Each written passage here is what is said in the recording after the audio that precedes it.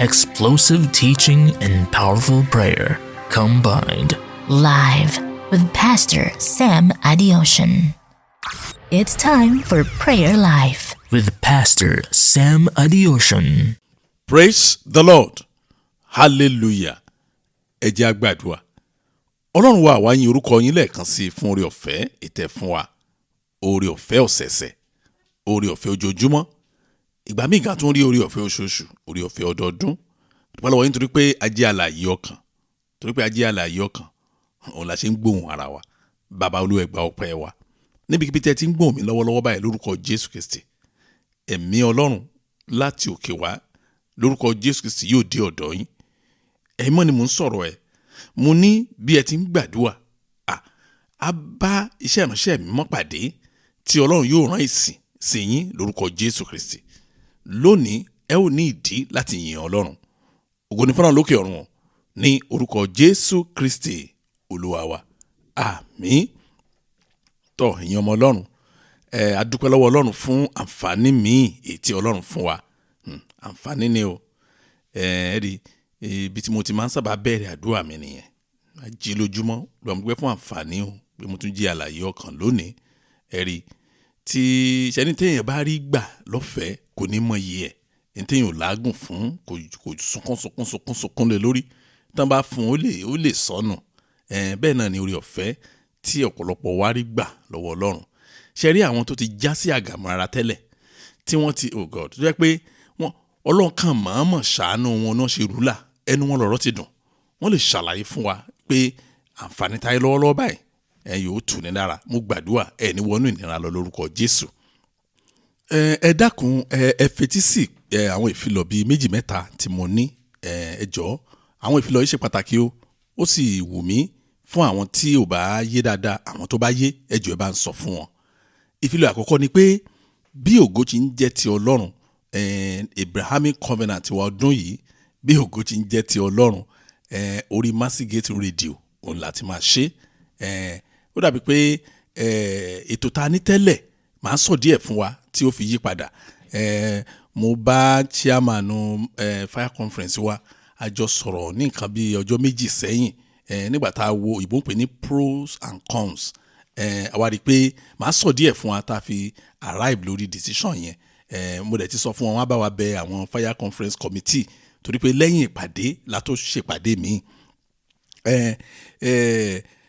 December ọdún yìí ní 31st yẹn a máa sọ fún wa aago tó bọ́ sí káàkiri orílẹ̀-èdè àgbáyé. A máa rí àwọn information yẹn bẹ̀rẹ̀ láti bí oṣù tó ń bọ̀ lágbára Ọlọ́run fún Abrahamic covenant orí Mercy Gate Radio. Ìta kọ́ máa ṣe lákọ̀ọ́kọ́ ẹ̀ ó máa wà ní YouTube, ṣùgbọ́n lẹ́yìn ìgbà yẹn subsequent ones jẹ́ pé wákàtí kọ̀ọ̀kan ó ní ẹ máa gbọ́ live ní orí Mercy Gate Radio. Ṣé kí ni mo ló fà á? Ohun tó fà á ni pé a ní ìpàdé tó ní agbára kan ní ọdún tó ń bọ̀. Retreat ni, kì í ṣe program ọjọ́ kan, kì í ṣe program ọjọ́ méjì. Ṣé pé program wa tí ta máa ń sábà ṣe bóyá ní ọjọ́ Friday ni a ṣe ní ìrọ̀lẹ́, Saturday ọjọ́ kejì a ṣe ní aago báyìí. Irọ́ o, eléyìí retreat ni, gbogbo wa la máa wà ní ojú kan náà. Àdẹ̀fẹ́ jẹ́ kí ohunkóhun kó dí program yẹn lọ́wọ́. Tá a rò débẹ̀ ni pé mo wòye nǹkan tí àwa Kìrìsìtẹ́nì ńlá kọjá, a nílò more attention. Nígbà tá a bá jọ wà níbì kan fún ọjọ́ mẹ́ta tí ò sẹ́ tó pé ilé wa náà níbi tá a jọ wà.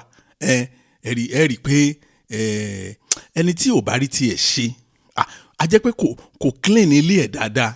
Ó ti ní àwọn àdìmẹ́rù kan tó ti ní ọ̀rọ̀ ẹ ti jọ mọ́ òkùnkùn níbì kan ni. Ẹ gbà mú sọ fún yín torí pé a fẹ́ wá àyè yẹn.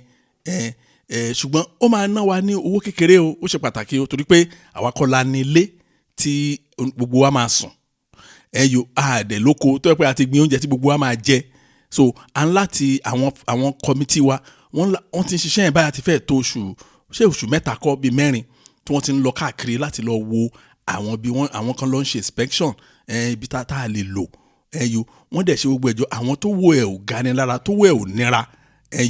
Wọ́n kíákíá wọ́n ti lọ ṣètò yẹn fún wa. So bẹ́ẹ̀ mi náà ṣe ń bá yín sọ̀rọ̀ yìí èmi náà san tèmi o. Gbogbo wa pátá òun la máa jọ gbárùkù tí tó bá pa ní owó ẹ̀ ó yẹ kẹ́ ti mọ̀ tá a bá lówó a máa san ṣebí ká fi ṣe ìrere ni kò sí iye tá a lè ná ṣùgbọ́n a lè kó èrò jọ sójú kan náà ká ní hòtẹ́ẹ̀lì tán máa gbà oúnjẹ tán máa jẹ fún ọjọ́ mẹ́ta pé agbára ò gbé a lè purọ́ fún yín ṣùgbọ́n kinní kan là ní ṣe àwọn wọ̀nyẹn ò lè pè fún wa ní £20 ká pè fún yín £25 láìláì àníbá wọn lọ́wọ́ sí in fact tẹ́ bá dé venue mo gbà ẹ́ níyànjú ẹ lọ sí receptionist wọn kẹ́ ẹ lọ béèrè iye tó ń gbà tó bá kò tí ẹ lè lé ná tó bá lé ẹ sọ fún wa so nǹkan tágbára wa gbé òní bí conference retreat materials tá a máa lò agbára wa gbé yẹn ọlọ́run ti ràn wá lọ́wọ́ ní apá abẹ yẹn àwọn ọmọ ọlọ́run kan wà tí wọ́n ń ṣiṣẹ́ yẹn lójú méjèèjì wọ́n fún mi ní hint yẹn láàárọ̀ yìí pé èló gan ló tiẹ̀ máa cost gan pé àyàn máa tí n bá fẹ́ sùn fọjọ́ mẹ́ta tí màá sì jẹun lọ́jọ́ mẹ́ta wọ́n sọ pé ẹni tó bá fẹ́ dàgbà yàrá fọjọ́ kan is £114 tó bá fẹ́ dàgbà yàrá fún ọjọ́ kan so wà wá calculate ẹ̀ fún ọjọ́ mẹ́ta ẹ̀rí pé tá a bá calculate fún ọjọ́ mẹ́ta yẹn kò fẹ́ tó 350 bíi 342 ni fún ọjọ́ mẹ́ta àti oúnjẹ ẹ̀rí tó bá yẹ pé double room ni bí ìwọ àti ìyàwó ẹ tàbí ìwọ àti ọ̀rẹ́ ẹ kẹ́sàlè reduce owó yẹn díẹ̀ fún ọjọ́ mẹ́ta yẹn á ná ẹnìkan ní 306 so ṣe rí pé ìyàtọ̀ ẹ̀ nìyẹn so àwọn ọmọ kéékèèké owó wọn náà kéré bí bọ́n ṣe tó lówó wọn náà ṣe tó ó wà bẹ́ẹ̀ náà gbogbo ẹ̀ la máa rí èmi kàn ń fún yín wọn ò tí ì rán mi o èmi kàn ṣe ń fún yín ni àti lè rẹ́gísítà báyìí màá ṣàlàyé ní ọ̀sẹ̀ tó ń bọ̀ gan ọjọ́ tí ó máa open ní website wa láti lọ́bẹ̀ kúlúkúlùkù rẹ́gísítà ẹ̀ ṣùgbọ́n tó wà bẹ́ẹ̀ ni wípé a ò gba ààyè ju àwọn 100 lọ o wọ́n fa lórí ọ̀fẹ́ tá a bá fẹ́ gba 300 o ṣùgbọ́n a ò lè fẹnu yaran sọ́bẹ̀ 100 people ti tó tọ́mọ̀ yìí pé àwọn lè ṣe wọ́n rán mi létí bẹ́ẹ̀ yẹn wípé owó yẹn dandan kọ́ ni kéèyàn san lẹ́ẹ̀kan oṣù mẹ́ta ẹni tó bá fẹ́ sanwó ẹ̀ tán fún oṣù mẹ́ta oṣù mẹ́rin wà bẹ́ẹ̀ oṣù mẹ́ta tàbí sí oṣù mẹ́rin pé tó bá sọ pé òun fẹ́ ṣe báyìí oṣù àkọ́kọ́ ilẹ̀ lè san ìkejì ìkẹta ìkẹrin mo lè san tán lẹ́ẹ̀kan ká lè tè secure ìjókòó wa níwájú ọlọ́run àti ènìyàn tó bá ti kọjá 100 àwọn mi wàá lè sọ o bóyá chairman committee wa bóyá ìgbọ́n ẹni tó ní ibi tá a fẹ́ lò ní tá a sáré bá wa kọ́bò míì tá a lè lò ṣùgbọ́n nípa tèmi o 100 yẹn òun la sign contract fún so mo bẹ̀ wá a máa ṣí de ètò yẹn very very soon màá dẹ̀ ṣàlàyé fún wa ní ọ̀sẹ̀ tó ń bọ̀ lágbára ọlọ́run ṣe wọ́n fi kinní kan hàn mí báyìí pé àwọn ẹ̀ka ìjọ wa tí a open tí wọ́n ṣe service ní ọ̀sẹ̀ tó kọjá tí wọ́n bẹ̀rẹ̀ inaugural service wọn àwọn pastor ẹ̀ka ìjọ wa yẹn pastor David Taiwo wọ́n send note sí wa pé ká dúpẹ́ lọ́wọ́ ẹ̀yin ènìyàn tí ẹ bá wọn jọ́sìn fún ìgbà àkọ́kọ́ níbẹ̀ inú wọn dùn gan inú àwa gan dùn mo sì gbàdúrà pé ọlọ́run alààyè á jẹ́ kí òye ọ̀rọ̀ rẹ̀ kó ṣe rere nínú ayé wa bọ́lọ̀ tí bẹ́tẹ́ mi ẹ̀ bẹ́ láàyè a máa tún ṣàlàyé fún yín sí ògo ọlọ́run àti ìrere tòótọ́ á tàn káàkiri àgbáyé lórúkọ Jésù ẹ̀ṣẹ̀ èṣù àti àwọn tó sọ pé ìmọ́lẹ̀ ò ní tàn ọlọ́run á dá wọn lọ́wọ́ kọ́ lórúkọ Jésù Kristi ẹ jẹ́ á wọnú àdúrà wa lọ ìṣẹ́gun lórí ẹ̀gàn victory over reproach. ṣe rí kíní kan ni mo fẹ́ kó yé wa nínú àdúrà tòní tá a bá ń sọ̀rọ̀ nípa ẹ̀gàn kí ló ń jẹ́ bẹ́ẹ̀ ẹ̀gàn ní nǹkan àbùkù tá a mọ̀ mọ́ yàn nǹkan àbùkù tá a mọ̀ mọ́ yàn wọ́n ti mọ̀ mọ́ mọ̀ bọ̀dá yẹn aláṣọ búlúù ẹ̀gàn nìyẹn wọ́n pẹ̀gàn ẹ̀ nìyẹn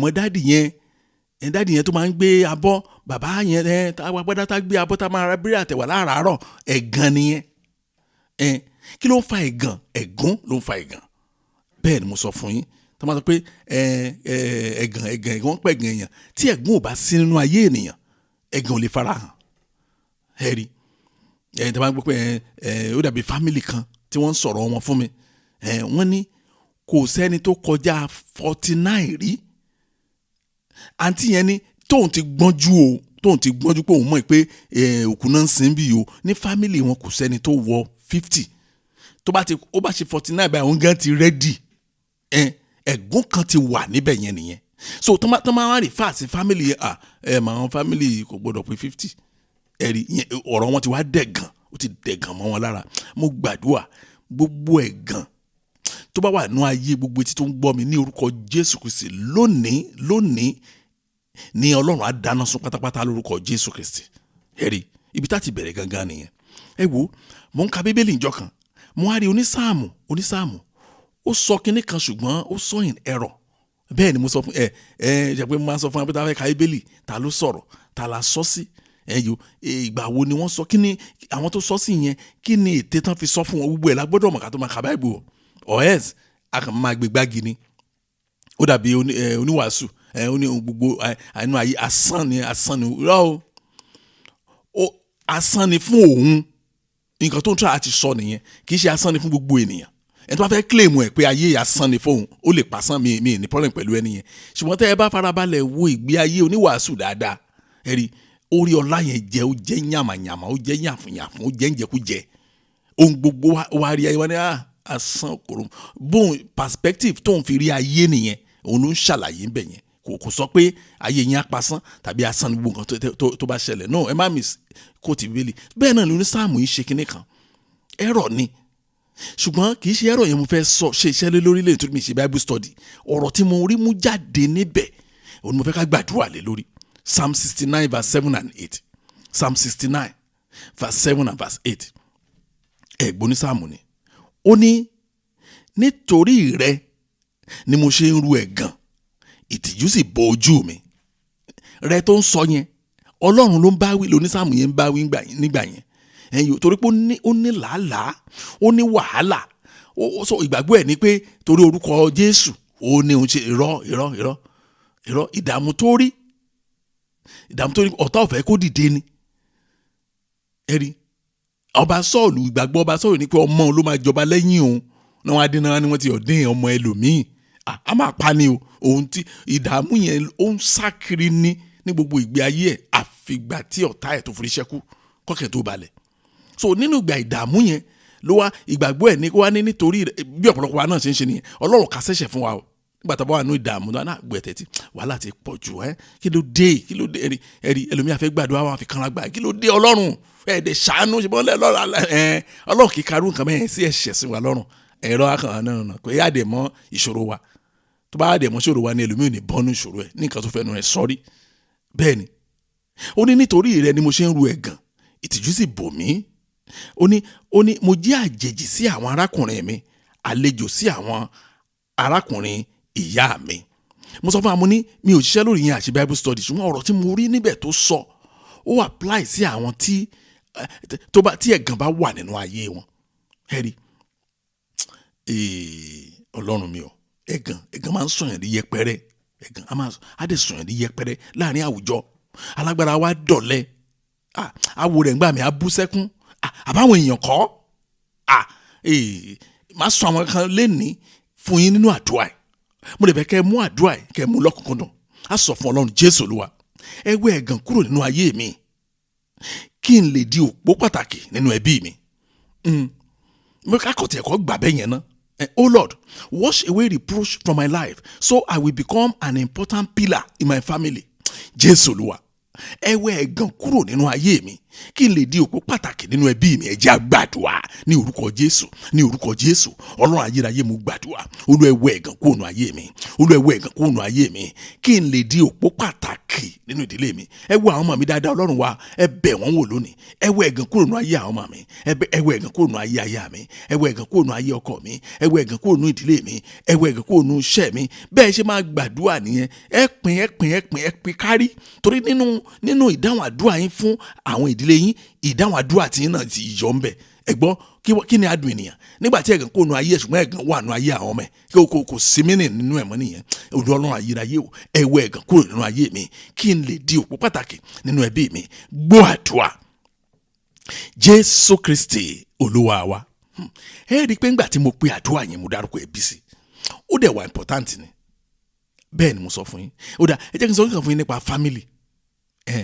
Ṣé ẹ̀rọ tí mo fẹ́ sọ yìí gbogbo èèyàn kan ló lè gbàgbọ́, ṣùgbọ́n fún àwọn tí ò gbàgbọ́ mo gbàdúrà fún yín pé ohun tó máa ṣẹlẹ̀ sí yín tẹ́ ẹ fi sọ pé òótọ́ lọ̀rọ̀ tí Pastor Sam sọ, mo gbàdúrà kò ní ṣẹlẹ̀ lórúkọ Jésù. Ó pè mí tẹ́ ẹ bá gbàgbọ́ ju pé kí n ní lọ́kàn pé kó ṣẹlẹ̀ kí irú kí nǹkan ṣẹlẹ̀ sí yín tẹ́ ẹ fi máa mọ̀ pé èèyàn lèèyàn jẹ́ káàkiri àgbáyé pàápàá ní orílẹ̀-èdè wa Nàìjíríà. Ẹ wò mọ́mì dáàdì ẹ gbọ́ mi dáadáa o, tí àwọn ọ̀rẹ́ yín àwọn fámílì yín Yorùbá ṣe máa ń pè yẹn aunty uncle niece cousin ṣe mo gbà nephew nephew gbogbo mọ́mì mi dáàdì mi grandma tó bá jẹ́ pé ojoojúmọ́ náà ń pè yín ẹ gbàgbọ́ torí pé wọ́n pè yín lójoojúmọ́ ẹ gbàgbọ́ wọ́n fẹ́ràn yín ẹ ṣe mistake. Tàbí tán fún yín ní powerful nickname pápá yín tẹ́ wà nírú ìlú òyìnbó yẹn mọ́mì London mọ́mì London máa dé lọ́la kí ló ti pé anti America àwọn dáàdì Manchester wọn ò ní pẹ́ dé. Wọ́n fún yín ní àwọn nickname agbára tínú yín bá ń dùn ṣẹ̀ṣẹ̀ pé àwọn fẹ́ràn yín ni àjẹpẹ́ comedian nìyín. Bóyá ti ṣe tíátà rí ẹ ti join baba Sala tíátà group rí ẹ ń ṣeré. Bẹ́ẹ̀ ni mo sọ fún yín, mo ń ṣàlàyé báyé ṣe ń ṣiṣẹ́ ni mo ń ṣàlàyé fún yín lé nìyẹn. Ó níbi tí mo ń lọ nínú àdúrà yẹn. Ṣe rí ìdí tẹ́ ẹ fi rò pé wọ́n fẹ́ràn yín, ìdí ẹ̀ ni pé wọ́n rí nǹkan jẹ láti ọwọ́ yín. Bẹ́ẹ̀ ni mo sọ fún yín.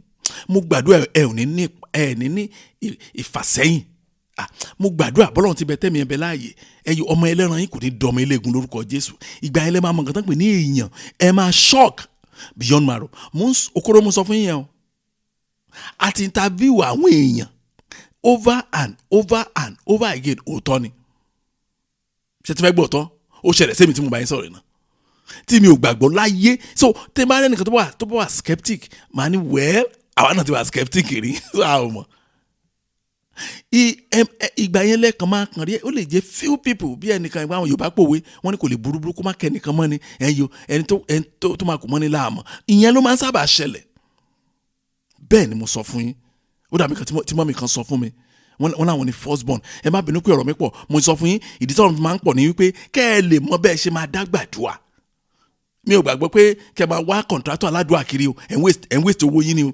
Ẹ̀yin gangan lọ́lọ́run fẹ́ gbọ́ ohùn ẹ̀. Mọ́mì yẹn sọ pé àwọn ni first born. Wọ́n nígbà táwọn jẹ́ matron ní Federal Medical Center ní Ọ̀wọ̀. Wọ́n ní kò oh my God àìmọye àwọn tó máa gbé ọmọ wá sí Federal Medical Center wọn ò ní sanwó nínú àwọn àbúrò wọn ò ní san sísì. Òun ti gbájú gbẹ̀yìn, òun ti cover ẹ̀, òun ti sanwó, òun ti ṣe oh God wọ́n lọ kọ́ wọ́n máa ń sọ fún wọn pé n tó ń ṣe yìí òun waste time ara ẹ̀ ni òun tó pé ó ti pọ̀ jù ẹ tó bá tọ́ tàbí ọmọ ẹ̀ bá dá kó sanwó hospital kó ṣe báyìí òun ní wọn tó irọ́ wọn sọ fún pé irọ́ o fi mí sílẹ̀ o kò sẹ́ni tó lè ya èmi àtàwọn àbúrò mi. Ẹ máa ṣe o bọ́n ṣe ń sọ mò ń rẹ́rìn lọ́jọ́ yẹn pé torí mo ti mọ ibi tí ọ̀rọ̀ yẹn máa parí sí. Ẹ wo mọ́mì matron wọ́n máa rìtáyà torí pé ní gbogbo ìgbà tí wọ́n ń ṣiṣẹ́ yẹn wọn ò fowó ṣe nǹkan rẹ̀ rárá o wọn ò de owó mọ́lẹ̀ síbi kankan. Wọ́n gbàgbọ́ wípé okùn ọmọ ìyá ò lè já àbúrò mi ni ẹ̀gbọ́n ọmọ àbúrò mi ni ọmọ kìnnì kan ni torí wọ́n fún wọn ní orúkọ tó lágbára o. mọ́mì federal náà ayé mi o mo sọ fún yín wọ́n á wá powerful nickname wọ́n á wá fún yín mọ́mì federal náà ń pè wọ́n nígbà gẹ́gẹ́ bí ọ̀rọ̀ nígbà tí wọ́n á rìtáyà kò á sí nǹkan kan bí ìtàná ẹ̀rí ó kàn wá ku owó oṣooṣù ṣáná fún ìgbà mi owó yẹn gan fẹ́ẹ̀lì èyí bá ìjọba Nàìjíríà ṣiṣẹ́ ó lè kùtà ńgbà mi ẹ̀rí owó yẹn fẹ́ẹ̀lì àwọn adẹni tó ń struggle tó ń manage mọ́mì yẹn wá oh God ojú wọn wá change wọ́n ní ẹ̀skísà wọ́n ní àbúrò wọn last born pé àwọn làwọn rán lọ school, àwọn fúnra wọn báyìí làwọn fọ̀rọ̀ àwọn. Wọ́n ní first born náà wá fẹ́ ṣe ọmọ first born àbúrò wọn last yẹn wá fẹ́ ṣègbéyàwó. Wọ́n ní Pastor Sam ní wọ́n ní mo jẹ́ mọ̀ wípé àwọn ò mọ̀ nígbà tí wọ́n send invitation sí wọn lórí WhatsApp. Mo á bú sẹ́rìn gan seriously. Mo ní wọ́n ti family yín dáa nìyẹn. Wọ́n ní kí ni mò ń sọ yìí. Mo ní wọ́n send wọ́n pa send IVC yín. Wọ́n ní wọ́n nígbà táwọn oh God, wọ́n nígbà táwọn jẹ́ mọ́mí federal, wọ́n ní gbogbo àwọn àbúrò wọn pátá ọmọ wọn pátá wọn àtọkọ àtìyàwó wọ́n gbọ́dọ̀ mú wọn wá sílé wọn láti gba blessing wọn. Mo nígbà tẹ́ lówó lọ́wọ́ wọ́n ní nǹkan ṣe lọ́dọ̀ yín. Mo nígbà tẹ́ mú wọn wá nǹkan ẹ̀mọ̀ yẹn tẹ́ ń gbé ńgbà yẹn ẹ̀mọ̀ kan tẹ́ ń gbé ni wọ́n ní bẹ́ẹ̀ ni báyìí ṣe rí nìyẹn ní láti Èkó dé Maiduguri bó ṣe rí gẹ́lẹ́ mú sọ fún yín yẹn. Wọ́n làwọn lọ complain fún mọ́mì wọn tẹkuntẹkun pé mọ́mì ṣó dẹ̀ dá kátà àwọn àbúrò wọn ṣe. Wọ́n làwọn expect mọ́mì wọn kí wọ́n sọ̀rọ̀ torí mọ́mì wọn máa ń sọ̀rọ̀ akẹ́ mọ́mì wọn kàn ṣe ṣe mistake ni kó mójú kúrò. Mo ń sọ̀tọ̀ fún yín báyìí ṣe rí nìyẹn. Jésù Olúwa ẹgbẹ́ ẹ̀gàn kúrò nínú ayé mi kí ìtìjú má bá mi rìnrìn àjò ayé. Oh my God ó dà ẹ jẹ́ mi ìfẹ́ ọ̀rọ̀ ti pọ̀ ready. Oh Lord, wash away reproach from my life so that shame will not accompany me in my life's journey. Jésù Olúwa ẹgbẹ́ ẹ̀gàn kúrò nínú ayé mi kí ìtìjú má bá mi rìnrìn àjò ayé. Ẹ jẹ́ á gbàdúrà bẹ́ẹ̀ ní orúkọ Jésù Ọlọ́run ayérayé mo gbàdúrà Olúwa ẹwẹ́ ẹ̀gàn kúrò nínú ayé mi kí ìtìjú má bá mi rìnrìn àjò ayé. Ẹwẹ́ gbàdúrà yẹjọ́ ẹ gbàdúrà yìí kí Ọlọ́run lè fi yín sí ipò tó dára. Tọ́lọ́run bá fi yín sí ipò tó dára ayé yà á wù yín. Mo ń sọ̀tọ̀ fún yín gbígbé ayé á wù yín, sísìn Ọlọ́run á wù yín, ṣíṣe fún ọmọlẹ̀kejì á wù yín. Ẹ máa sọ fún Ọlọ́run bẹ́ẹ̀ kí Ọlọ́run bá yín wẹ ẹ̀gàn kúrò nínú ayé yín kí ìtìjú má bá yín rìn àjò ayé. Ẹ dákun máa gbàdúrà ní ẹ̀yẹ máa gbàdúrà gbọ́ àdúrà. Jésù Kristi Olúwa wa. Mo rántí nígbà tí Ọlọ́run bá wòlíì Jóẹ́lì sọ̀rọ̀ nínú Bíbélì tó wá rán wòlíì Jóẹ́lì sí àwọn ọmọ Ísírẹ́lì. Ó wá dé stage kan Ọlọ́run wà concern. Ó lájẹ́ kan realize pé ìdí tí mo ṣe ní kẹ́ wá sọ́dọ̀ mi ni pé òun fẹ́ wẹ ẹ̀gàn. Oh God, torí pé ó jẹ́ kí wòlíì yẹn Ọlọ́run jẹ́ kí wòlíì yẹn mọ̀ wípé ẹ̀gàn ti pọ̀ jù nínú ayé àwọn ọmọ òun. Ọlọ́run wá sọ̀rọ̀ kan Joel chapter 2 verse 17. Joel chapter 2 verse 17. Ọlọ́run mi o mo máa like ẹ̀ ní èdè òyìnbó. Ó ní let the priests who minister to the Lord weep between the pork and the altar. Let them say, spare your people, O Lord, and do not give your heritage to reproach. Kí ẹ má ṣe fi ohun ìní yín sílẹ̀ fún ẹ̀gàn. Wòlíì yẹn gbàdúrà bẹ́yẹn. Ọlọ́run fún wọn ní prayer point kí wòlíì yẹn fi gbàdúrà àtàwọn ọmọ Ísírẹ́lì. Ẹ̀rí prayer point yẹn náà ni mo mú wá lónìí. Pé kí àwọn orílẹ̀-èdè tó ń jọba lórí wọn kí wọ́n má bàa wí pé Ọlọ́run yín dà. Tí ẹ̀gàn bá wà nù ayé ènìyàn wọ́n á mọ̀ lẹ́sìn Ọlọ́run nù ayé ẹ̀. Bẹ́ẹ̀ ni mo sọ fún yín wọ́n á ní kí ọlọ́jọ́ ọ̀rẹ́ ò ta. Ẹ̀rí tọ́lọ́run bá dẹ̀ ṣe tọ́lọ́run bá fi ayé yín dára re mo fi dá yín lójú pé ògo Ọlọ́run á bú jáde. Kì í ṣe bẹ́ẹ̀ nìkan àwọn èèyàn á ti pàṣẹ yín wọ́n á sin Ọlọ́run yín. Jésù Olúwa gbogbo ìṣòro tó ń jẹ́ kí wọ́n pẹ̀gàn mi pé níbo ni Ọlọ́run mi wà ẹ bá mi dáná sun lónìí. Àwọn ìṣòro tó ń jẹ́ kí àwọn èèyàn máa wí pé ibo lọ́lọ́run eléyìí wà k'Ọlọ́run kó dáná sun. Wọ́n sọ bẹ́ẹ̀ náà nígbà tí tẹ́ bá lẹ̀ ń sin Ọlọ́run tẹ́ bá ní ṣẹṣẹ di ṣọ́ọ̀ṣì wọn ò dẹ̀ rí nǹkan kan tí wọ́n lè tọ́ka sínú ayé yín pé yes ìtorí ẹ̀ làdúrà yẹn ṣe wà. Oh Lord, consume all problems that make the world reproachingly ask where my God is. All problems that make the world reproachingly ask where my God is. Táyé fi ń bèrè tẹ̀gẹ̀tẹ̀gẹ̀ pé bọ́lá Ọlọ́run tiẹ̀ wá ẹ̀dẹ̀ lẹ́yìn gbàdúrà ẹ̀dẹ̀ lẹ́yìn sìn Ọlọ́run wọ́n á rán ilé tí wọ́n á ẹjọ́ kì í ṣe oṣù tó kọjá ẹlẹ́ṣẹ̀ parí 30 days fasting and prayer ni ó ga o Jésù yìí náà ó máa wíkẹ́ẹ̀dì díẹ̀ o wọ́n á sọ bẹ́ẹ̀ àyíká tó wá wáyé Jésù Olúwa gbogbo ìṣòro tó jẹ́ kí wọ́n pẹ̀gàn mi pé níbo lọ́lọ́run mi wà Jésù bá mi dáná sun ẹ jẹ́ á gbàdúrà bẹ́ẹ̀ ní orúkọ Jésù ní orúkọ Jésù Ọlọ́run ayérayé mo gbàdúrà gbogbo ìṣòro tó ń jẹ́ kí wọ́n pẹ̀gàn mi pé níbo ni Ọlọ́run mi wà ní orúkọ Jésù ló bá mi dáná sun àwọn ìṣòro wọ̀nyí ẹ dáná sun wọn nínú ayé mi ẹ dáná sun wọn nínú iṣẹ́ mi ẹ dáná sun wọn nínú ọ̀nà mi ẹ dáná sun wọn nínú ìdílé mi bàbá Ọlọ́run ayérayé Olú ẹ ràn mí lọ́wọ́ Olú ẹ jẹ́ kí n rí àánú gbà ẹ jẹ́ kí n rí àánú gbà ẹ jẹ́ kí n rí àánú gbà ní orúkọ Jésù ẹ jẹ́ kí n rí àánú gbà ní orúkọ Jésù ẹ jẹ́ kí n rí àánú gbà gbọ́ àdúrà Jésù Kristi Olúwa wa ẹ má jẹ́ ń tàn yín èmi àtẹ̀yìn àwa méjèèjì mọ̀ pé kò dáa kéèyàn lọ bẹ̀bẹ̀ fún oúnjẹ lọ́dọ̀ ẹni tá a fẹ́ wàásù Jésù fún ẹ gbọ́rọ̀ mi bóyá ti mẹ́nìkan ẹ ti use mọ́ra yín ládùúgbò tàbí níbi iṣẹ́ ẹ mọ́ra yín dáadáa ẹ ti ní lọ́kàn pé Olúwa mo lè fẹ́ bẹ́ẹ̀ ni sọ̀rọ̀ mo fẹ́ fi Jésù lọ o ẹ ti fi ṣàdúrà gan orúkọ Jésù mo fẹ́ fi Jésù lọ àǹtí Làbákẹ́ mo fẹ́ kó gbà mo fẹ́ kó tẹ̀lé mi dé ṣọ́ọ̀ṣì mo fẹ́ kó mọ̀ bọ́lọ́run ti dáa tó fẹ́ kó mọ̀ bọ́lọ́run ti dùn tó lẹ́yìn ìgbà tẹ́ parí àdúrà ẹ wá lọ bá àǹtí Làbákẹ́ èlò àǹtí Làbákẹ́ ẹ̀yin náà rí báyìí ṣe ń lọ Jésù ló kú fún ẹ̀ṣẹ̀ aráyé lọ́dọ̀ Jésù ìyè wà níbẹ̀ o lọ́dọ̀ Jésù ìbùkún wà níbẹ̀ o lọ́dọ̀ Jésù àìní wà níbẹ̀ ṣùgbọ́n àǹtí Làbákẹ́ tẹ́ wá ń bá a sọ yẹn òun ló ti ń rescue yín tẹ́ ń yáwó wẹ̀rẹ̀ lọ́wọ́ ẹ̀ láti bí ìbẹ̀rẹ̀ oṣù tẹ́ ẹ̀ dẹ̀ ń promise ẹ̀ pé kó máa wọlé tán máa san sálárì ẹ̀ máa san díẹ̀díẹ̀ padà fún ẹjọ́ mo ní tó bá jẹ́ pé bó ṣe é nìyẹn mo ní kò dáa kò síbi tẹ́ ẹ lè gbégbà kò dáa wọ́n pẹ̀gàn èèyàn ẹ̀gàn jáde níbẹ̀ tẹ́ bá kàn yẹ́yìn padà wọ́n lè má sọ lójú yín tó má respect yín díẹ̀ tẹ́ bá kú mẹ́tàn wọn ní òrà náà rí ẹ̀ ní Jésù ń gbàlà Jésù ń ṣe pẹ̀lú kúńbà bàtà tó wọ̀ ayé ibi ó dàbí brọ́dà yẹn ó ní wọ́n sọ fún òun níbi iṣẹ́ pé irú Jésù wo lẹ́yìn tí ẹ̀ ń sìn tó yẹ pé abẹ́rẹ́ ìránṣọ òun lè fi rán bàtà ẹ o mo ní wọn ò jẹ̀bi bọ́n ṣe rí náà ṣe sọ ẹ já sọ fún Ọlọ́run Jésù Olúwa ẹ fi àwọn ẹ̀rí ti ayé mi lẹ́yìn kí n lè fayọ̀ kéde ìrere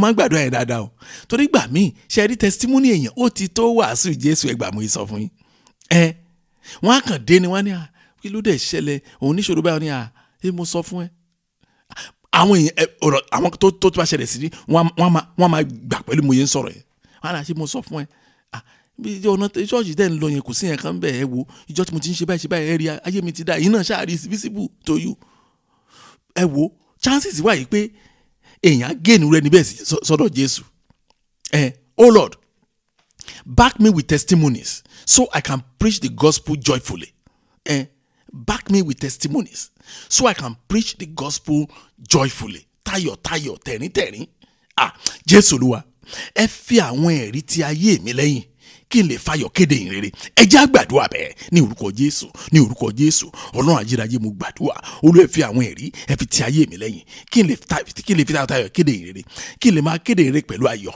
kí n lè máa fi ẹ̀rí mi jèrè ọkàn fún Jésù Kristi ní orúkọ Jésù Olúwa ẹ ṣàánú mi Olúwa ẹ fi àwọn ẹ̀rí ẹ fi ti ayé mi lẹ́yìn ẹ fi àwọn ẹ̀rí ẹ máa fi ti ayé mi síwájú kí n lè fi tayọ̀ kéde ìrere Jésù fáwọn ènìyàn Olúwa ẹ ṣàánú fún mi Olúwa ẹ ṣàánú fún mi Olúwa ẹ ṣàánú fún mi gbọ́ àdúrà Jésù Kristi Olúwa wa ẹ wò mọ́ mi dáàdi ẹ̀yin náà fitilẹ̀ mo fẹ́ béèrè kan ni ìgbà wo òun lẹ ti gbàdúrà ṣe lòdì sí ẹ̀gàn ìdílé ṣe pé látàárọ̀ mi dárúkọ ẹ̀gàn fún ìdílé wọ́n máa pe kíní kan ní ẹ̀gàn ìdílé now ẹ wo kíní ò yé mi tẹ́lẹ̀ pé odidi ìdílé máa ń ní ẹ̀gàn ìlú náà wà o ṣùgbọ́n àní lọ só fà bẹ́ẹ̀ lé ní ẹ̀gàn ìdílé yẹn téèyàn bá ṣẹ́gun ẹ̀ kò ní ìdí láti gba ti ẹ̀gàn ìlú mọ́ bẹ́ẹ̀ ni mo sọ fún yín ẹ̀yin ọmọ Ọlọ́run mo ní mi náà understand ẹ̀ tẹ́lẹ̀ wọ́n á bẹ́ẹ̀ ṣe kan pàdé ní ọdún kan wow mo nílé má tún lé o nígbà tí Ọlọ́run sọ fún àwọn ọmọ Ísírẹ́lì pé kán máa yọ̀ torí pé ní ọjọ́ yẹn òun ló mú ẹ̀gàn Íjíbítì kúrò lára wọn. Ni mo kọ́ ṣe nígbà tí mo kà mú ni irú kí ni mò ń gbọ́ yìí. Ọlọ́run sọ pé òun mú ẹ̀gàn Íjíbítì ó mú kúrò lára àwọn Ísírẹ́lì wo.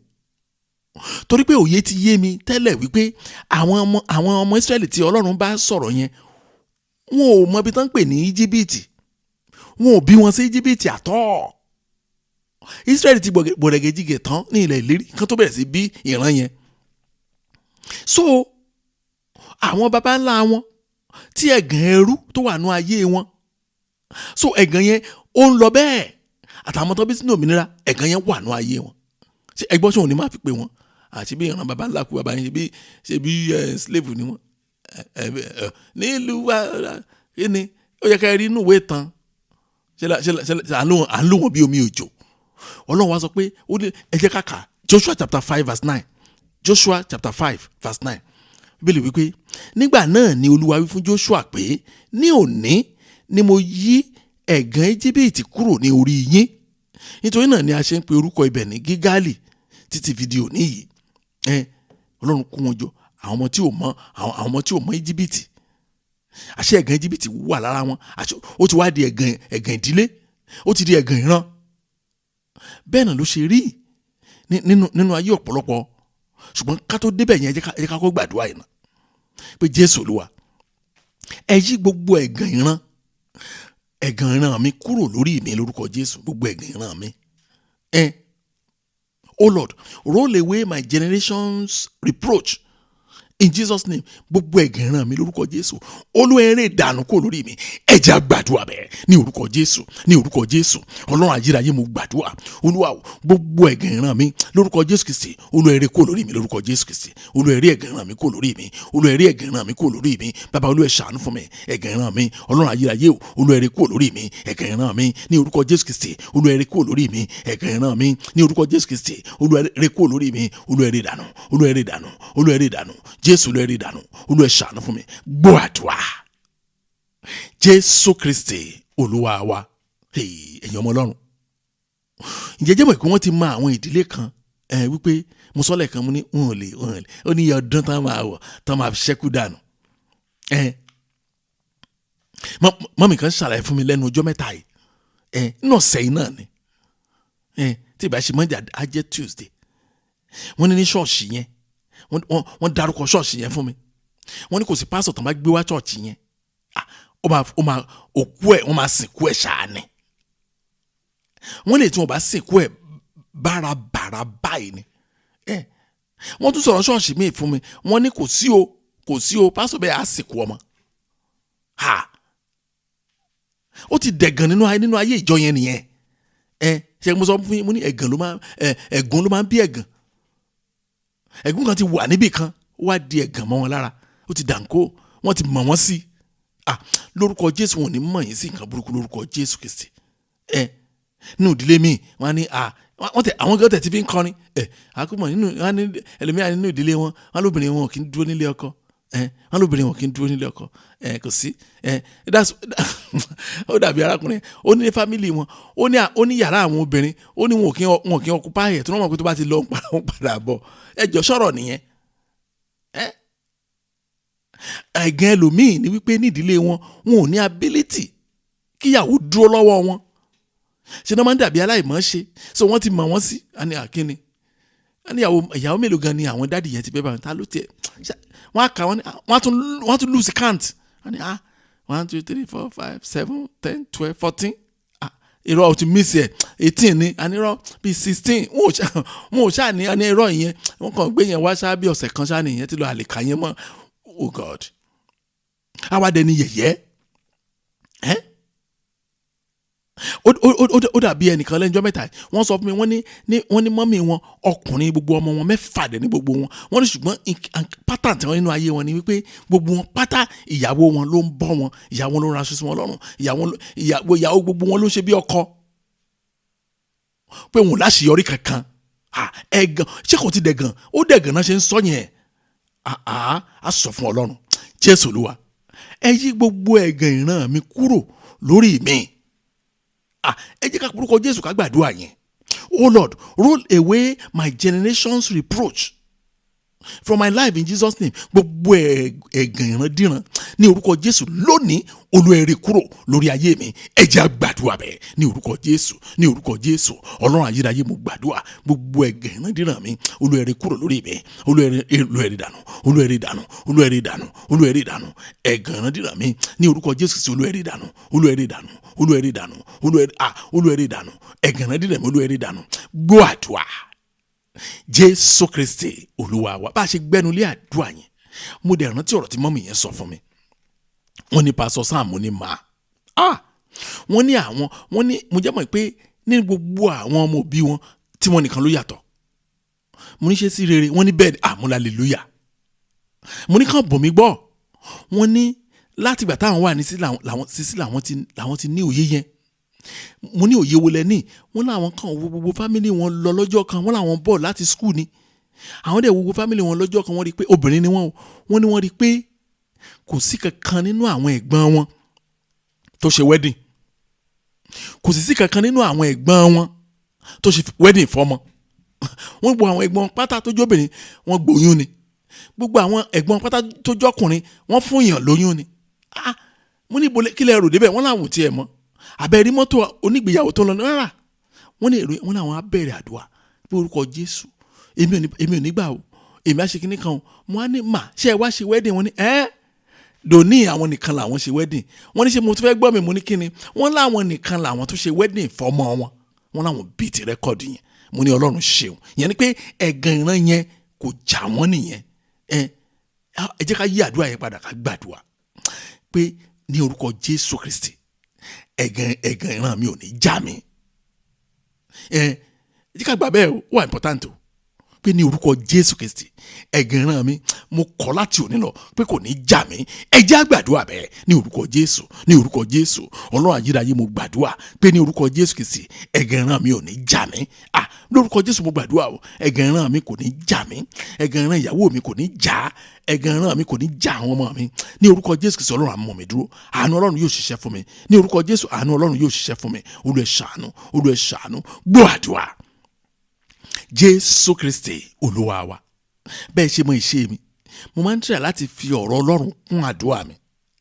Torí àdúrà ó easy láti gbà, ṣùgbọ́n ìdáhùn àdúrà ló ṣe pàtàkì sí mi. Ẹ jẹ́ kí n fún yín ní hint kan bọ́lọ́run ṣe ronú.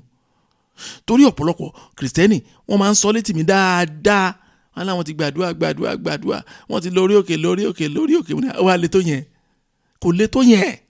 Àwọn nǹkan tí Ọlọ́run sọ là fiyèsí. Àdúrà nìkan ní ká máa gbà. Wọ́n ní 7 days fasting. Ọ̀pọ̀lọpọ̀ àtàjẹ́ Kristẹni a máa rò bóyá a máa fi ń ṣògo ni, ṣùgbọ́n lójú mi nǹkan tìjú ni. Bẹ́ẹ̀ ni mo sọ fún wa. Bẹ́ẹ̀ ni kí n ṣe 40 máa ṣe kíákíá. Kí ló dé? Máa bẹ̀rẹ̀ kí ló ṣe àwọn pípọ̀ wọ̀nyí? Ṣé àrò bóyá nǹkan tó mi yan gan ni? Nǹkan tìjú ni. Kì í ṣe bọ́lọ̀ ṣe design ẹ̀kọ́ yẹn. Mí ìpa adáyébá irọ́ àgbà pé òótọ́ ni irọ́. Ní tó fà á nìyẹn.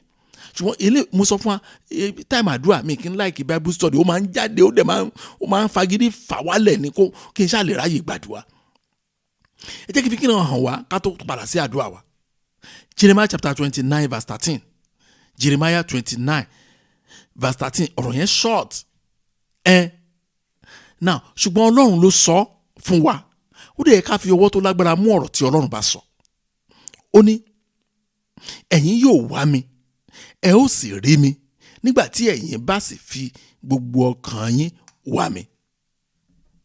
Ẹ fiyèsí o. And you will seek me and find me when you search for me with all your heart. Ṣé gbọ́? When you search for me with all your heart, ìgbà yẹn nìkan lẹ tó lè rí Ọlọ́run o. Tẹ́ ẹ bá fi ọkàn àbọ̀ sí Ọlọ́run ẹ lè rí ṣọ́ṣọ́ o, kì í ṣèpè o, òkodoro Bíbélì ni o. Ẹ má jẹ́ kẹ́nikẹ́ni tàn yín o. Ta ni oh God. Gbogbo àwọn ṣáwo ṣègbàgbọ́ tó kún gbòòrò yìí tẹ́ ẹ bá ti lọ lù mọ́ oko ọmọ yá doko ọmọ pẹ́ o. Ó mà ṣe o. Àwọn kan máa ń sọ pé pásítọ̀ yẹn ẹ jẹ́ kí n sọ̀rọ̀ mi là o kó lè àwọn tó máa yé ayé wọn máa dáa. Àwọn tọ́rọ̀ mi máa yé tí wọn ò kà sí sọ́ọ̀tì wọ́n máa ṣe rere. Ìṣeré yẹn dẹ̀ ní testimony táwọn à ń fẹ́ lẹ́nu yín. Ẹ̀rí tẹ́ ẹ bá ń dẹ́ṣẹ̀ tẹ́lẹ̀ màdúrà gbà ẹ̀ ń ṣe tíátà ni o kò sí nǹkan tó máa ṣẹlẹ̀ o torí bẹ́ẹ̀ sọ fún wa categorically pé a ò lè wà nínú ẹ̀ṣẹ̀ ká ní kórè ọ̀fẹ́ máa pọ̀ sí ẹ jẹ́ kí n sọ̀tọ̀ fún yín tẹ́ ẹ bá ń lọ ṣọ́ọ̀ṣì kan tẹ́ ẹ bá ní wòlíì bẹ́ẹ̀ tí ò bá fi òye ẹ̀ṣẹ̀ hàn yín tẹ́ ẹ bá ní testimony Sátánì ni o wọ́n á fi gba nǹkan míì lọ́wọ́ yín o wọ́n ti mú ọ̀rọ̀ yín lọ bá ó dá pẹ̀lú gbogbo àwọn ètùtù wẹ́rẹ́ wọ̀nyí ẹ má fi kún o mo fi ìyọ́nú Ọlọ́run bẹ̀ yín ọ̀pọ̀lọpọ̀ kìrìsìtẹ́nì ọkàn wọn ò tí ì balẹ̀ tí wọn bá tí ì rí òróró tí wọn bá tí ì fún ọ̀pọ̀lọpọ̀ wa ní omi irọ́ wa àti gbàdúrà pé àdúrà gbà tí wọn bá ti ní kára ń káṣífù báyìí program burúkú ni program yẹn kò ní túmọ̀ sí yín tí wọn bá ní ẹlòmíì wọn tó ní kó lọ́ra gbọ́n kó lọ́ra gbálẹ̀ kó lọ́ra oyin kó lọ́ra pẹ̀rẹ̀ oríṣiríṣi gbogbo àwọn sacrifice gbogbo kò sí nínú ìwà mímọ́ o iṣẹ́ òkùnkùn pátápátá ni o ṣùgbọ́n fún àwọn tó gbàgbọ́ tí wọ́n rẹ́dì láti sin Ọlọ́run nìkan ní pé ní orúkọ Jésù nìkan ni wọ́n dúró tì wọ́n rí ìyanu Ọlọ́run lójúkojú o ó dẹ̀ wù mí kẹ́yìn náà join bandwagon yẹn ẹ̀rí á sọ fún Ọlọ́run Jésù Olúwa ẹ ràn mí lọ́wọ́ láti jáwọ́ nínú ohunkóhun tí kìí ṣe orúkọ Jésù olùmọ̀jẹ́ àdúrà tá a ti gbà lẹ́ẹ̀kan yẹn olùmọ̀jẹ́ kó gbà o mo fẹ́ fi àwọn àṣẹ àdúrà kan kún ní ìsìn olùmọ̀jẹ́ kó gbà o nígbà tí Ọlọ́run bá fún yín lórí ọ̀fẹ́ láti jáwọ́ kò nu ohunkóhun tí kìí ṣe orúkọ Jésù. Oh Lord, help me to hands off anything that is not of Jesus' name. Anything that is not of Jesus' name. Help me, Lord, to hands off it. Jésù Olúwa, ẹ ràn mí lọ́wọ́ láti jáwọ́ nínú ohunkóhun tí kìí ṣe orúkọ Jésù. Ẹ jẹ́ á gbàdúrà bẹ́ẹ̀ ní orúkọ Jésù, ní orúkọ Jésù. Ọlọ́run ayérayé mo gbàdúrà, Olúwa ẹ ràn mí lọ́wọ́ láti jáwọ́ nínú ohunkóhun tí kìí ṣe orúkọ Jésù. Olúwa ẹ ràn mí lọ́wọ́, Olúwa ẹ ràn mí lọ́wọ́, ẹ ràn ọkọ mi lọ́wọ́, ẹ ràn aya mi lọ́wọ́ láti jáwọ́ kúrò nínú ohunkóhun tí kìí ṣe orúkọ Jésù. Ìrànlọ́wọ́ Ọlọ́run nìkan ló lè ṣe o. Orí ọ̀fẹ́ Ọlọ́run nìkan la lè fi ṣe o. Kìí ṣe agbára wa o, kìí ṣe effort wa o. Àdúrà ló dẹ̀ máa mú kó ṣeé ṣe bẹ́ẹ̀. Ẹ sọ fún Ọlọ́run pẹ̀lú ọgbẹ́ ọkàn wípé kí Ọlọ́run fún yín ní oore ọ̀fẹ́ kọ́lọ́run kó ràn yín lọ́wọ́ kó fún yín ní oore ọ̀fẹ́ láti jáwọ́ nínú ohunkóhun tó ń fi lọ̀ yín tí kìí ṣe orúkọ Jésù. Ó yẹ máa gbàdúrà ẹ dákun, Olúwa ẹ ràn mí lọ́wọ́, Olúwa ẹ ràn mí lọ́wọ́ kẹ́ ẹ fún mi ní oore ọ̀fẹ́ láti jáwọ́ nínú ohunkóhun tí kìí ṣe orúkọ Jésù. Bẹ́ẹ̀ ṣe máa gbàdúrà yẹn ni mo ṣe ń sọ yẹn, ẹ gbà tìtara ẹ gbà tọkàntọkàn, ẹ dẹ̀ rí ọwọ́ Ọlọ́run gbọ́ àdúrà. Jésù Kristi Olúwa wa.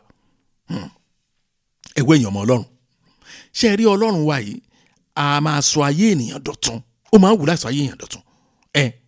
Isaiah chapter 54 verse 4. Isaiah 54 verse 4. Gbọ́ nǹkan tí Bíbélì sọ ń bẹ̀ yẹn ni. Ó ní má ṣe bẹ̀rù nítorí tí ìtìjú kò ní ṣubú lù ọ́. Oh my God. Nítorí tí ìtìjú kò ní ṣubú lù ọ́. Ó tẹ̀síwájú ó ní má ṣe bẹ̀rù ìdójútì, a kì yóò kàn ọ́ lábùkù. Oh my God. Mo máa láìkí ibi tí mo yẹ translate ibẹ̀ yẹn o. Ó ní má ṣe bẹ̀rù ìdójútì, a kì yóò kàn ọ́ lábùkù. Ìwọ yóò gbàgbé ìtìjú ìgbà èwe rẹ, ìwọ kì yóò sì rántí ẹ̀gàn ìgbà opó rẹ mọ́. Ọlọ́run mi o. Do not fear, for you will not be ashamed, neither be disgraced, for you will not be put to shame. For you will forget the shame of your youth, and you will not remember the reproach of your widowhood anymore. Ẹ̀rí àṣẹ ńlá, ẹ̀rí pa àṣẹ ńlá nìyẹn. Ẹ já sọ fún Ọlọ́run pé Jésù Olúwa, ẹ má jẹ́ kí ìtìjú ṣubú lù mí nínú ayé yìí. Jésù Olúwa, ẹ má jẹ́ kí ìtìjú ṣubú lù mí. Ẹ má jẹ́ ìtìjú ṣubú lù àwọn ọmọ mi. Iṣẹ́ bẹ́ẹ̀ ṣe máa pín nìyẹn. Ìtìjú má jẹ́ ṣubú lù ìdílé mi. Tọ́lọ́ máa fún yín ní oore ọ̀fẹ́ tí ìtìjú ò ṣubú lù yín. Àwọn èèyàn ní màṣírí yín, wọ́n á máa sọ pé ẹ̀ ń gbádùn Ọlọ́run ni. Bẹ́ẹ̀ ni mo sọ fún yín, torí pé àṣírí yín ò lè tú. Oh Lord, don't let me be put to shame over my children, over my work, over my marriage. You will mention the one that is applicable to you. Dárúkọ èyí tó jẹ́ ti yín gan ní gbogbo tán sọ yẹn. Abẹ́ gbọ́, ẹ sọ fún Ọlọ́run, Jésù Olúwa, ẹ má jẹ́ kí ìtìjú ṣubú lù mí. ẹ má jẹ́ ṣubú lu ọmọ mi, ẹ má jẹ́ ṣubú lu ìdílé mi, ẹ má jẹ́ ṣubú lu iṣẹ́ mi, ẹ má jẹ́ ṣubú lu ẹwẹ̀ já gbàdúrà bẹ́ẹ̀. ẹ tẹra máa dùn àyẹn o pé kí ìtìjú má ṣubú lù yín. ẹ rí ọ̀pọ̀lọpọ̀ àwọn ènìyàn ojú ti tiẹ̀ lòmíì, wọ́n máa sọ̀rọ̀ ìwé ìgbélu báyìí adákẹ́ kò ní bá wọn dá sí tọ́pìkì yẹn mọ́ torí pé ìwé ìgbélu ẹ ti ní ìṣù. Ó ti cover kò ṣe cover mọ́. ẹ rí ìtìjú dé bá kanlẹ̀, ẹ máa sọ fún Ọlọ́run pé Jésù Olúwa, ẹ má jẹ́ kí ìtìjú ṣubú lù mí lórí ọ̀rọ̀ ọmọ mi, ìtìjú má ṣe ṣubú lù mí lórí ọmọ ẹlòmíì, ìtìjú ti ṣubú lù àṣírí ẹ̀ ti tú, wọ́n kú ti mọ̀ bẹ́ẹ̀ yẹn pé kò rí tọmọ ṣe. Ó yẹ máa gbàdúrà, ẹ má jẹ́ kí ìtìjú ṣubú lù mí, Olúwa ẹ ṣàánú fún mi, ẹ̀yin nìkan ni mo mọ̀, Olúwa ẹ ṣàánú fún mi. Gbọ́ àdúrà Jésù Kristi Olúwa wa. Ibì kan wà nínú ẹsẹ̀ tá a kà yẹn tó ní ìwọ kì yóò sì rántí ẹ̀gàn ìgbà opó rẹ mọ́. Kí ni yẹn túmọ̀ sí? Ohun tó túmọ̀ sí ni ohun tí gbogbo ènìyàn ti mọ̀ yín mọ́ tí wọ́n fi ń describe yín. Ohun rédèrèdè, ohun burúkú, ohun ìtìjú tí gbogbo èèyàn ti mọ̀ yín mọ́. Tí wọ́n fi máa ń describe yín. O mọ brother yẹn ní brother wo brother tó máa ń wá bíi tó máa ń tọrọ brother àwọn ti gbàgbé ṣé bó ba níbi ìjẹta mi mọ̀ pé ojoojúmọ́ ọ̀rọ̀ ojoojúmọ́ bíbélì Ọlọ́run ṣèlérí pé ó ní ìwọ kì yóò rántí irú nǹkan bẹ́ẹ̀ yẹn mọ́. Bẹ́ẹ̀ ni àwa dàbí àwọn ọmọ mi kan tí mo mọ̀ tí wọ́n yàgàn fún ọ̀pọ̀lọpọ̀ ọdún, ṣùgbọ́n ní ìsìn orúkọ tí wọ́n fi mọ̀ wọ́n mọ́ nígbà yẹn wọn ò lè pè wọ́n bẹ́ẹ̀ mọ́ torí wọ́n ti bímọ. Wọ́n rọ̀ṣì mẹ́ta ni ìgbà tí mi tún wọ́n rọ̀ṣì ọmọ mẹ́ta ni kan tó ní ó tó gé ọmọ Léfì. A sọ fún Ọlọ́run Jésù Olúwa, gbogbo ẹ̀gàn tá a ti ń pè mí mọ́, Olúwa ẹ mú lọ sí ipò ìgbàgbé lórúkọ Jésù. Gbogbo ẹ̀gàn tá a ti ń pè mí mọ́, gbogbo ẹ̀gàn tá a ti ń pè mọ́ mi, Olúwa ẹ mú wọn lọ sí oko ìgbàgbé, ẹ mú wọn lọ sí oko ìgbàgbé pátápátá. Oh Lord, take into a forgotten state all reproach associated with me. All reproach associated with me, take them to a forgotten state. Gbogbo ẹ̀gàn tá a ti mọ̀ mí mọ́, Jésù Kristi Olúwa ẹ mú wọn lọ sí ipò ìgbàgbé nínú ayé mi. Ẹ jẹ́ á gbàdúrà bẹ́ẹ̀ ní orúkọ Jésù, ní orúkọ Jésù. Ọlọ́run ayérayé mo gbàdúrà gbogbo ẹ̀gàn tá a ti mọ̀ mí mọ́, gbogbo ẹ̀gàn tá a ti mọ̀ mọ́ mi lórúkọ Jésù Kristi Olúwa ẹ mú lọ sí oko ìgbàgbé báyìí pátápátá báyìí. Mi ò fẹ́ kó wá sí ìrántí mọ́nú ayé mi lórúkọ Jésù. Olúwa ẹ ràn mí lọ́wọ́, Olúwa ẹ ràn mí lọ́wọ́.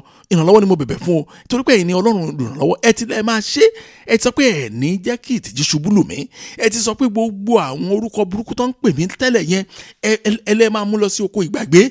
Olúwa ẹ mú ṣẹ́nu ayé mi lónìí, Olúwa ẹ mú ṣẹ́nu ayé mi lónìí, Olúwa ẹ mú ṣẹ́nu ayé mi lónìí. Gbọ́ àdúrà Jésù Kristi Olúwa wa. Ẹ jẹ́ ká lọ sínú àdúrà náà wà ẹ̀yin ọmọ Ọlọ́run. Ibi la ti ń béèrè lọ́wọ́ Ọlọ́run. Mo fẹ́ fún yín ní orí ọ̀fẹ́ díẹ̀ lónìí láti gbàdúrà. Ẹ̀yin lè wá kù sí lọ́wọ́ o. Kí lẹ fẹ́ k'Ọlọ́run kó ṣe gan? Kí lẹ fẹ́ k'Ọlọ́run kó ti bẹ̀rẹ̀?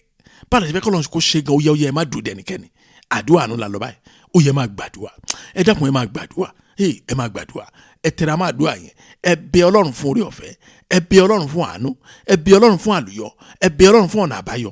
Ẹ bẹ̀ Ọlọ́run fún àánú rẹ̀ kó jẹ́ kí òjò àánú rẹ̀ kó jẹ́ kó sókè yín látòkè désàlẹ̀. Ẹ máa sọ fún Ọlọ́run báyìí máa gbàdúrà. Ẹ jọ̀ọ́ ẹ má dúró torí èmi retí ẹ̀rí lẹ́nu yín. Mo sì ní ìgbàgbọ́ tó dá mi lójú pé ẹ ó sọ ẹ̀rí tiyín tó máa tún ní agbára lọ́pọ̀lọpọ̀. Ojoojúmọ́ là ń gbọ́ ẹ̀rí o, ṣùgbọ́n tí tiyín ò bá tí ì sínú ẹ̀rí tá à ń gbọ́ lójoojúmọ́ yẹn kò sẹ́rí. Bẹ́ẹ̀ mo ṣe fẹ́ kẹ́ approach Ọlọ́run nìyẹn. Tí àwọn èèyàn bá ń sọ ẹ̀rí tí ìrí ti yín sọ kò sẹ́rí nílẹ̀ rárá nìyẹn. Ẹ má sọ pé ẹ̀rí pọ̀, ẹ jẹ́ kí èmi máa sọ pé ẹ̀rí pọ̀, kẹ́ẹ̀dẹ̀ máa repeat pé irọ́ ẹ̀rí ò tí ì sí tó pẹ́ sí tèmi ò tí ì sí bẹ́ẹ̀. Ó yẹ máa gbàdúrà, ó yẹ máa gbàdúrà. Ẹ máa béèrè lọ́wọ́ Ọlọ́run, ẹ máa ṣìpẹ̀, ẹ máa bẹ̀bẹ̀. Gbọ́ àdúrà Jésù Kristi Olúwa wa. Ẹ jẹ́ á gbàdúrà. Ọlọ́run wa wá yin orúkọ yín lọ́pọ̀lọpọ̀ lónìí.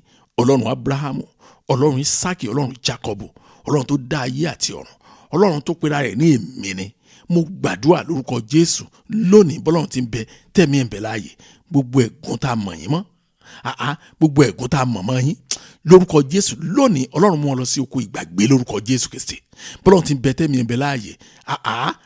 Gbogbo ọ̀rọ̀ ẹ̀gàn, ọ̀rọ̀ ohun ìtìjú, ohun tí kì í jẹ́ kí èèyàn láàrin ẹgbẹ́ tí kì í jẹ́ kí èèyàn nawọ́ sókè ní orúkọ Jésù Kristi Ọlọ́run fà wọ́n tu kúrò nínú ayé yín lórúkọ Jésù Kristi. Mo gbàdúrà bọ́lọ́run ti bẹ tẹ́mi ẹ̀bẹ̀ láàyè ìtìjú ò ní ṣubú lù yín ìtìjú ò ní ṣubú lórí àwọn ọmọ yín, ẹ ò ní rí tìjú lórúkọ Jésù Kristi. Lórí iṣẹ́ yín ẹ ní gbèrè ìtìjú ní orúkọ Jésù Kristi. Lórí ìdílé yín ẹ ò ní gbèrè ìtìjú. Mo ní lórí ọ̀rọ̀ ayé yín ẹ ò ní gbèrè ìtìjú. Bọ́lọ́run ti bẹ tẹ́mi ẹ̀bẹ̀ láàyè lórí ọ̀rọ̀ ìwé ìgbélu yín, lórí ọ̀rọ̀ ìyàwó, lórí ọ̀rọ̀ ọmọdé ní orúkọ Jésù Kristi, lórí ọ̀rọ̀ promotion, lórí ọ̀rọ̀ iṣẹ́ rere lórúkọ Jésù Kristi, ẹ ò ní gbèrè ìtìjú lórúkọ Jésù Kristi. Mo gbàdúrà bọ́lọ́run wa ti ń bẹ tẹ́mi ẹ̀bẹ̀ láàyè gbogbo ẹ̀gàn ìran lórí ayé yín Ọlọ́run yí kúrò lónìí lórúkọ Jésù Kristi. Gbogbo ẹ̀gàn ìdílé lórúkọ Jésù Kristi, gbogbo ẹ̀gàn ìran Ọlọ́run yí kúrò lórí yín lórúkọ Jésù Kristi. Mo gbàdúrà pé bọ́lọ́run wa ti ń bẹ tẹ́mi ẹ̀bẹ̀ láàyè yóò fi ẹ̀rí ti ayé yín lẹ́yìn lọ́pọ̀lọpọ̀. Mo ní ẹ̀rí yóò pọ̀nú ayé yín tó bẹ́ẹ̀ gẹ́ tí àwọn èèyàn tó máa wá sínú ìmọ́lẹ̀ lórúkọ Jésù Kristi. Mo ní ẹ̀rí yín yóò jẹ́ kókó fún ìtàkálẹ̀ ìrere lórúkọ Jésù Kristi. Mo gbàdúrà gbogbo ìṣòro ẹyọ tó máa jẹ́ káwọn èèyàn máa sọ pé bọ́lá Ọlọ́run yín wà lórúkọ Jésù. Ọlọ́run dá sí ọ̀rọ̀ náà lónìí. Ọlọ́run yanjú ẹ̀ lónìí. Mo gbàdúrà bọ́lọ́run ti bẹ tẹ́mi ẹ̀bẹ̀ láàyè Jésù tó lóun jẹ́ ọ̀nà mo ló lànà fún yín. Mo ní Jésù tó sọ gbangba pé òun ní ọ̀nà òtítọ́ àti ìyè. Jésù tó jẹ́ ọ̀nà òun yóò lànà fún yín ní ọ̀nà agbára lórúkọ Jésù Kristi. Mo wí bí Ọlọ́run ti tẹ́mi ẹ̀bẹ̀ láàyè pé agbára ìwà láàyè Ọlọ́run yóò ṣiṣẹ́ fún yín nínú ayé yín lórúkọ Jésù. Ògo ni fún Ọlọ́run lókè ọ̀run ní orúkọ Jésù Kristi Olúwa wa. Àmín. Jẹ́ kí lọ́wọ́ Jésù Kristi Olúwa wa ìfẹ́ mọ́ ti Ọlọ́run dàpọ̀ tí ẹ̀ mọ́ kó máa bá wa lọ. Kọ́lọ́run kó ṣàánú wa. Mo ní ẹ ti rí àánú gbà náà. Mọ́mì ẹ gba àánú Ọlọ́run. Dádì ẹ tẹ́wọ́ gba àánú Ọlọ́run kí ẹ̀rí yín kó sì pọ̀ sí. Ògo ni fún Ọlọ́run lókè ọ̀run ní orúkọ Jésù Kristi Olúwa wa. Àmín. Praise the Lord. Hallelujah. Thank you and God bless you.